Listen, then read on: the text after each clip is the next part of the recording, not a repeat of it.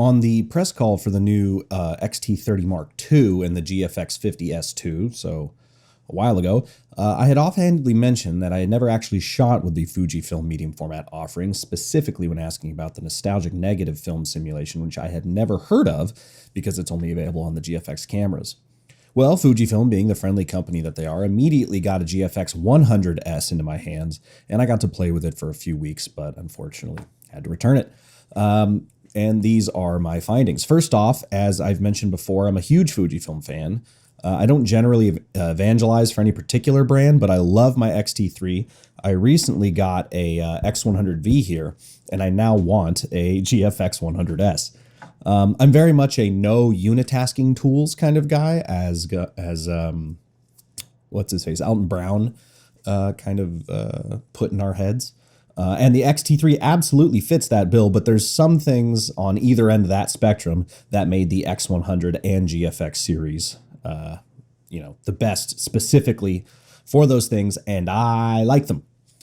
For those of you that don't know, Fujifilm has decided that they're not really going to even bother with full frame, instead sticking with Super 35 and medium format, which in my mind is just fine. Super 35 cameras these days aren't appreciably lower quality than their full frame counterparts, but a massive 44 by 33 millimeter 102 megapixel sensor, which is 70% bigger than full frame, certainly has a different look to it than either of those things.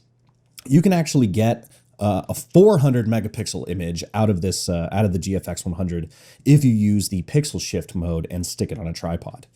At $6,000, the GFX 100S is only $1,000 more than, say, a full frame Canon 1DX Mark IV, and $41,000 less than a medium format Hasselblad H6D 400C. Granted, there are a few other medium format cameras in the GFX price point, but I just wanted to make sure we take note of how insanely affordable this camera is in comparison to where medium format digital was or can be. Moving on. When I pulled the camera out of the box, I just went ahead and turned it on and started shooting as I'm wont to do without looking at a manual or any instructions because I'm a man. First off, this camera is totally reasonable in size and weight. It's about the feeling of a normal DSLR and doesn't tip its hat to how large the sensor is behind the lens. That being said, the first thing I actually noticed was the stabilized sensor, for which you get up to 6 stops of stabilization. I didn't know much about the GFX 100S when I got it, and when I went to take the first picture, I noticed immediately, and somewhat felt, the frame lock in. You can actually see the sensor floating around if you look at it with the lens off. Very cool, and it provided some ended up being very handy during some of my real-world tests. In regards to the body, I will say that I prefer the more manual situation happening on the XT series of cameras with the knobs and whatnot, but it only took me a few moments to get acquainted with the GFX's more standard controls, the PSAM wheel and all that. I do enjoy the nice topside LCD screen too, which can be an info display, a knob display as if it was those XT wheels or whatever, or a waveform, which is pretty cool. I could see that waveform coming in handy if you were sort of waist level shooting often. The grip and especially the thumb rest are nice and deep and allow for a really firm handle on the camera, which I found made it easy to just carry around without a strap or anything. Having the Q button on said thumb rest is actually kind of nice, and a feature that I dig in that realm is how you can see through the Q menu at a live view of your scene, which makes adjusting and comparing the various image parameters like highlight and shadow comp, saturation, color, chrome, effects, all that, much easier than on my X-T3 where it's just the menu on gray. Being able to see how your image is affected really helps you compare what all of the settings do. In that vein, I like that they stuck with the X-T3 style screen that tilts as opposed to the X-T4 sort of vlogger situation where it flips out so you can use it for selfies. It's personal preference, but I just like the tilty kind more. The one thing that is a bit of an annoyance with this setup is that the viewfinder on the GFX protrudes a decent amount, like the eye viewfinder. So when you tilt the screen out to shoot from waist level, which I tend to do, the top middle of the display is blocked a bit by that viewfinder.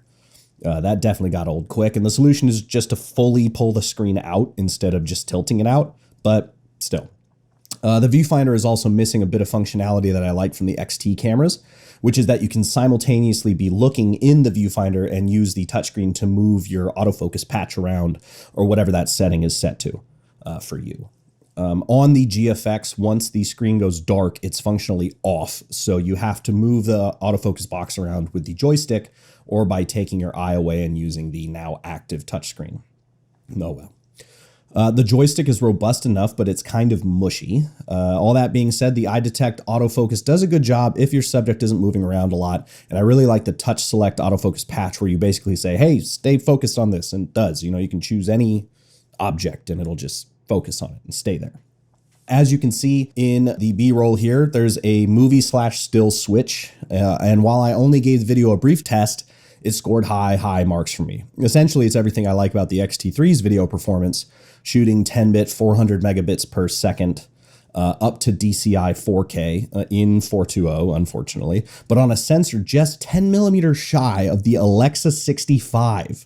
The GFX being 33 by 44 millimeters, and the Alexa 65 is widescreen, 25 by 54 millimeters, and stabilized. The Alexa obviously not stabilized.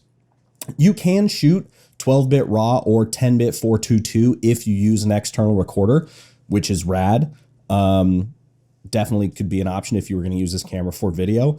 And the autofocus seemed to perform admirably as well, pulling focus in a way that felt organic instead of jerky, and managing to hold on to my subjects without hunting while I moved around.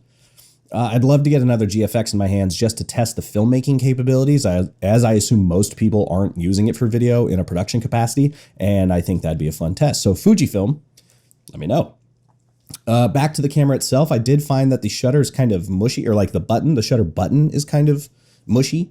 This is clearly personal preference though, as I handed the camera to a friend and after a few shots, their first comment was, man, I love the shutter. It feels so satisfying, which surprised me because in my opinion, it feels sort of soft.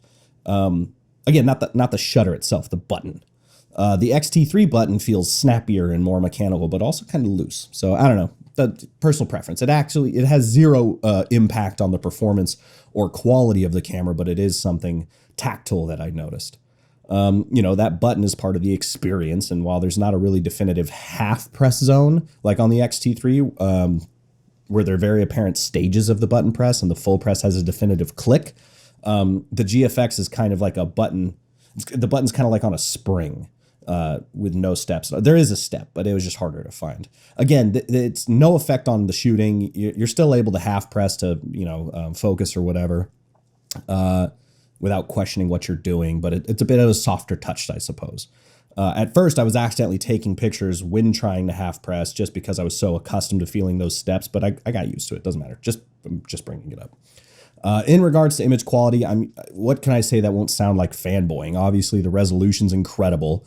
Especially coming from a 102 megapixel camera, but the image quality is just outstanding. JPEG or RAW, the images are gorgeous. Some of the nostalgic neg JPEGs that I took will be here. There's just this incredible softness and depth and presence to the pictures coming out of this camera that I absolutely love and just comes effortlessly. I also like that there's a few more ratio options than my X-T3, including this wild 65 by 24 option to replicate the X-Pan look. I shoot an RZ67 Pro 2, which is a medium format film camera, as my primary non-digital camera. So the larger sensor on the GFX does seem to speak to me on sort of an emotional familiarity level. A larger imaging plane will always have a more mature look to me than simply relying on a wide open sub-1 f-stop. In my opinion, a super shallow depth of field isn't really that attractive when applied that way, but the fall off of an image captured on a large imaging plane just seems to speak to me on top of the sort of realism and detail that comes with more physical photo sites. High megapixelage isn't really that important to me, but more physical image real estate generally looks better in my book. You can get close to replicating that look from a technical standpoint on any system. I've written about it before on ProVideoCoalition.com when talking about full frame versus Super 35 capture. The amazing Art Adams has a bunch of articles about it. Obviously, Steve Yedlin talks about it. I've name dropped him a billion times on the Frame and Reference podcast. But the environment that you're shooting in, limits of optics and technology can affect the situations where that matching can be viable. In other words, you can technically mimic the medium format look with a smaller sensor, but it may take some specific, potentially unachievable parameters physically. That being said, among the solid lineups of G-mount lenses Fujifilm offers, there is an 80mm f1.7 prime. So if you are a bokeh fetishist, go nuts. In any case, they lent me a 50mm and a 63mm upon my request. So that's the photos that I'm showing you. That's what those were. Shot at usually around an f4. So this is where some philosophical questions could be asked. Which system do you see yourself using the most? You know, if you're shooting Fuji, you're going to go Super 35, you're going to go medium format. On the one hand, I almost exclusively shoot JPEG on Fujifilm cameras just because I'm usually shooting for myself, or on more like documentary gigs like live events where editing isn't strictly necessary and the film simulations give such a nice look straight out of camera. The images seem edited already. On a more editorial style job or situations where I absolutely will be editing the pictures, a car promo I shot, for instance, for Hollow Ride is an example, I'm obviously shooting that sweet 14 or 16-bit RAW to edit later. I ran the GFX through a handful of real-world-ish tests, but ostensibly you get this camera for those more professional gigs. On a portrait shoot, you totally could shoot the 100 megapixel JPEGs after dialing in a look you like with the image controls and white balance matrix and all that, almost mimicking the trust the emulation workflow of film. But would you? It sounds scary, right? A lot of what ifs there to scare you, where RAW gives you that comfort of knowing that more or less nothing is set in stone yet. For those types of gigs, you're kind of more in a data capture mode. You know, I don't know that could be a weird article in and of itself, but it doesn't always, it's the camera's not street photography fast necessarily, although I certainly got away with using it in that capacity. At the end of the day, this is a professional camera intended for professional planned work that just so happens to be usable at the enthusiast level quite easily. I want this camera for editorial work, and I want the X100 for carrying around, you know. Could you swap these and get away with it? Absolutely, especially if the shoot at hand lent itself to it as opposed to doing it arbitrarily. Do I want to? Not really. One thing that's analogous to filmmaking is that once your image size goes up, so too do your storage needs. A full day of shooting on my C100 Mark II might only take up something like 30 gigabytes, but a few hours of footage on my C500 Mark II is a half of a terabyte. So with the GFX, we don't necessarily have the storage problem, as a decent-sized affordable SD card can house thousands of JPEGs or hundreds of RAW files, but we might have a client problem. To wit, I was tasked with shooting an evening event. It was a big to-do, lots of folks invited, tons of decoration, big private venue, the whole nine. And my plan was just to hand off the SD card at the end of the night and call it a day, since I knew the images would look awesome straight out of camera. The client wasn't looking for anything too intense, and I could prune the really bad images or anything out of focus or whatever in camera before giving them the card. The problem is most folks aren't expecting 50 megabyte JPEGs that have a 10,000 pixel long side edge. Depending on their computer or viewing environment, that could be jarring. Luckily, you can just kick the size parameter on the camera on the GFX down to medium or small, and now you've got all the benefits of the huge sensor, but in a more manageable or expected file size for the client, in this case at least. Knowing that the intent was just to share and enjoy the images, likely on social media or sent via email or something, I set the GFX to small, which is a 4,000 by 3,000 pixel image. The medium setting on the GFX is 8256 by 6192, still larger than the X-T3's large offering, so that's potentially an option as well, depending on the situation. There is a happy medium in that regard between JPEG and RAW that takes a bit of time and effort, but is still a rad feature that is in the in-camera RAW processing. A lot of people don't know, but on the Fujifilm cameras, not just the GFX, there's an in-camera RAW processor where you can choose your crop, film simulation, image and color parameters, all that good stuff, and then export it as a JPEG from there in camera.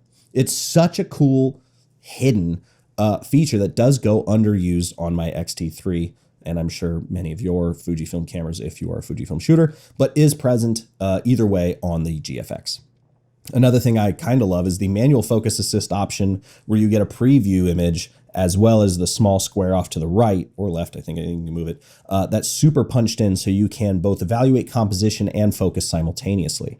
On my X-T3, the screen's a touch too small for this feature, but on the GFX, which has a slightly larger display, it's a lot nicer to use. On top of all that, I also noticed that I didn't notice any noise in any of the images. Even in super low light, the sensor's so big that noise is like almost not a factor. Shoot raw and bring people out of the darkness, it's gonna work. Yeah, it's sick. Awesome. The only other thing about this camera I can think of that I wish existed is I wish you could add items from the wrench menu to your My menu. So like format and Bluetooth connection would be nice to have just right there in the My menu instead of having to dig through those menus. I don't really know why you can't, but whatever.